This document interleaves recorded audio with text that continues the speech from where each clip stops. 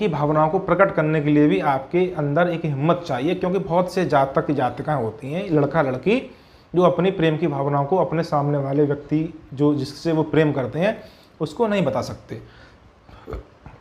इसके साथ तीसरा भाव जो मैंने अभी आपको बताया कि प्रेम, आपकी कुंडली में प्रेम विभाग का योग तो है, लेकिन कुंडली का तीसरा भाव जो हिम्मत साहस पराक्रम का है, उसका कारक ग्रह जो मंगल बनते हैं, वो यदि आपकी कुंडली में कमजोर हो जाते हैं तो आपके अंदर समाज से लड़ने की क्षमता नहीं होगी, आपके अंदर घर परिवार से लड़ने की क्षमता नहीं होगी। लड़ने का मतलब ये कि आप ना तो परिवार वालों को प्रेम विवाह के लिए राजी कर पाएंगे, ना ही समाज के प्रति नज़रिया बदल पाएंगे।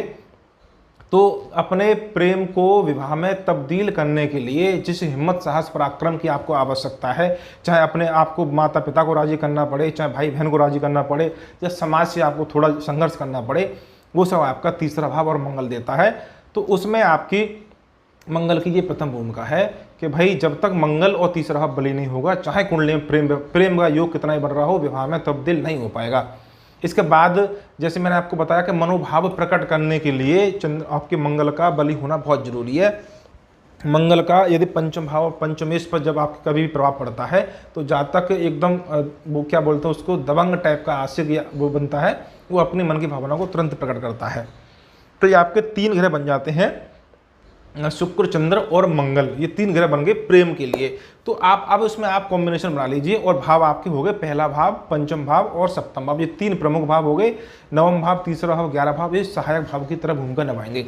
तो जब कभी भी आपका पंचम भाव और सप्तम भाव के स्वामियों का आपस में संबंध बन जाता है, और इसमें आपके लगन का स्वामी अथवा नवम भाव का स्वामी भी सम्मिलित हो जाता है, तो ये प्रेम विवाह के योग बन जाते हैं। और लेकिन अब इसमें आपके जो मैंने आपको बताया कि पंचम भाव और सप्तम भाव के स्वामियों में आपस में संबंध, यानी कि पंचम भाव का स्वामी और सप्तम भाव का स्वामी कहीं भी एक साथ बैठे हों, या कहीं भी एक दूसरे को देख रहे हों, या एक दूसरे की राशि में, यानी कि पंचम भाव का स्वामी सप्तम में चला जाए, सप्तम भाव का स्वामी आपका पंचम में चला जाए,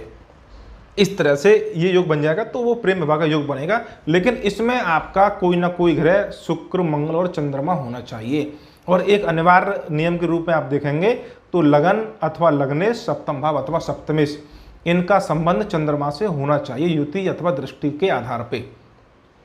और फिर पंचम भाव सप्तम भाव का संबंध बने जब कभी भी, उसमें नवम भाव और लगन भी शामिल होना चाहिए, और ग्रह आपके शुक्र, मंगल और चंद्रमा तीनों का प्रभाव यहाँ पे होना चाहिए, तब जाके आपका प्रेम विवाह का योग बनेगा। कोई एक स्थिति यहाँ पे आपकी बनती तो मैं आपको तुरंत बता देता कि अमुक अमुक स्थिति बनेगी, लेकिन नियम वही है कि भाई इसमें आपके पंचम भाव सप्तम भाव का संबंध बनेगा, नवम भाव भी उसमें शामिल होंगे, लगन का